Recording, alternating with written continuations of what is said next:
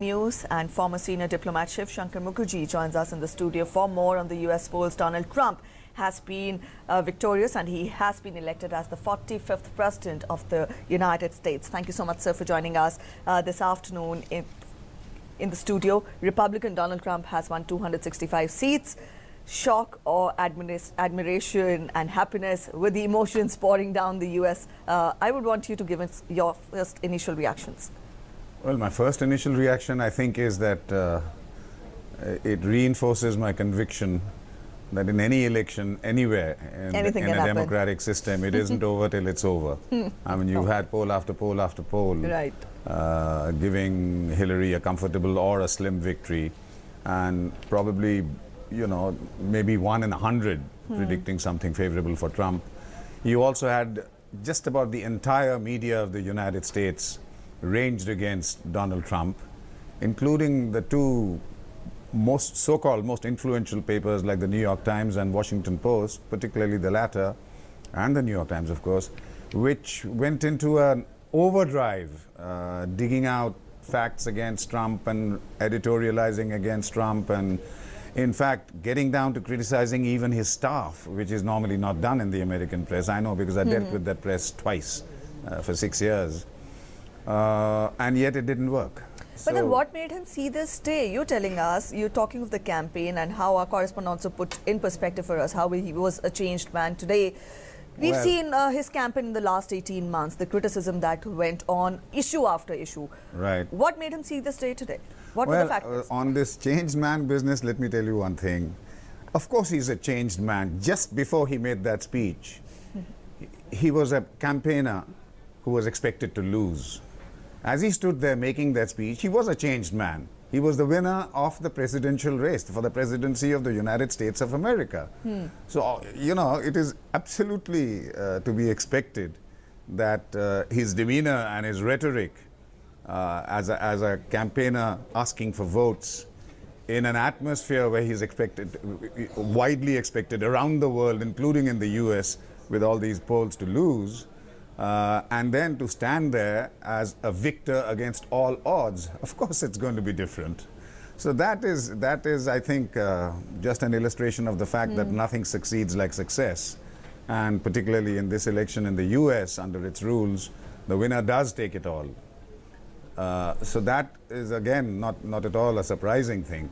We'll, of course, have to see what happens when he sits in that Oval Office and makes policy, because it's hardly to be debated that what you said in the course of your campaign is not necessarily what you can deliver when you sit on the chair. The system of checks and balances kicks in. All right, we'll talk more about that as well. But then let's talk of the difference between the two candidates. 1.56% is what has been put forth. How do you analyze and how do you read Hillary's loss? Well, I think this is, to put it simply, I mean, there's so many complex factors, but it is perhaps fair to bring it right down to essentials. And to me, having dealt with America officially, I think this is white America reclaiming white America. This election to me is a reflection of the fact that America's, and I put it in the context of the present. One must always contextualize. I mean, there have been democratic governments. We are seeing the end of 8 years of a democratic government. But these 8 years have seen a black president in the US who took over power just at a time when the financial tsunami hit the West and the world. Americans haven't seen their incomes rise for about 8 or 10 years.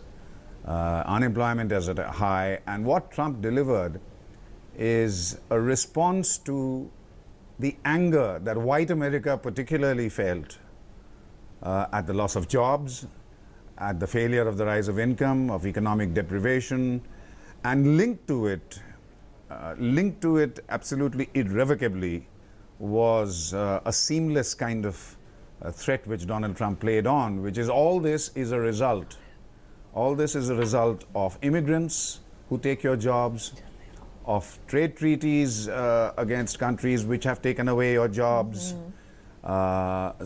It's a combination, therefore, of a segregated society which feels immigrants have run away with the America that they were comfortable with. So it's a combination of anger at what was going on and the change they wanted to see. And at a time when anger rules you, you respond emotionally. So emotionally, it was Donald Trump who carried the day. All right, so it's somewhat similar, although the impact is far, far bigger than the Brexit vote. Because in a time like this, and I mentioned this when I spoke on the Brexit vote in this studio, that populism and the fear message dominates over clinical analysis and statistics and logic. All those, don't forget that, you know, women were expected to vote for Hillary Clinton overwhelmingly. As a matter of fact, election analysis, voting analysis shows that a slight majority of women, white women, voted for Donald Trump. So the fact that you are down and out, you see an America that you are fond of, a white America, losing ground to the minorities, losing ground to the outside world, making you uncomfortable economically with no prospects of growth if it was left to the incumbent Washington establishment. Well, here's a man who is sleazy, he is xenophobic, he is, his track record is full of holes, he doesn't pay his taxes, but he's angry at the same things we are angry about, so we're going to vote for him. All right, you're talking of the prospects of the white Americans and the promises and the positivity which he brought in for them. And he's talked of that America First approach. He's just promised. Yes, he promised. And America First approach is what he will put forward. But then what does that mean for the world? Well, we'll just have to see. You know, in diplomacy, we have a cast iron saying, watch what they do, not what they say. So what they say is not necessarily what he's going to do. What he said is, of course, scary to a lot of people. He said he's not going to allow Muslims into the United States, and later on he modified it to say there'll be extreme vetting, which, forget the difficulties of immigration, which means he's subject to Islamophobia, which means that there are about 50-odd countries in the world are going to have, you know, you're going to wonder what he's going to actually do. He said he's going to renegotiate trade treaties which America has signed, NAFTA. And so on. He's insulted NATO, although recently, again, he said that now that NATO has changed its policy and recognizes terrorism as a main threat, he's okay with it. He has accused the rest of the world of ripping America off in trade treaties and that he's going to renegotiate them ruthlessly. He has also said that America's partners will now have to pick up more of the slack. They'll have to devote more human and financial resources to wherever they are partners within America in security relationships such as with NATO, with Japan, with Korea. And they must be having, if not sleepless nights, at least disturbed nights. Whether he's actually going to do that is absolutely not on the cards in an absolute sense. I mean, this is what he said. He may make cosmetic moves towards it for the sake of not being criticized as telling lies. But once he's in the Oval Office, reality takes over to a large extent, and there is a system of checks and balances which are imposed on the different organs of the American government, which is a reality. He's not going to be able to do exactly what he likes. But the trend is something, yes, that we can see. An America that will respond to the current desire to look to itself and its own prosperity, and this whole business about globalization being good for everybody and therefore being good for America being tossed into the dustbin. All right, so we'll have to see how that pans out, but at present he is the man of the moment. Naturally. Yes. All right, we'll end this conversation here. Thank you so much, sir, for joining us this afternoon on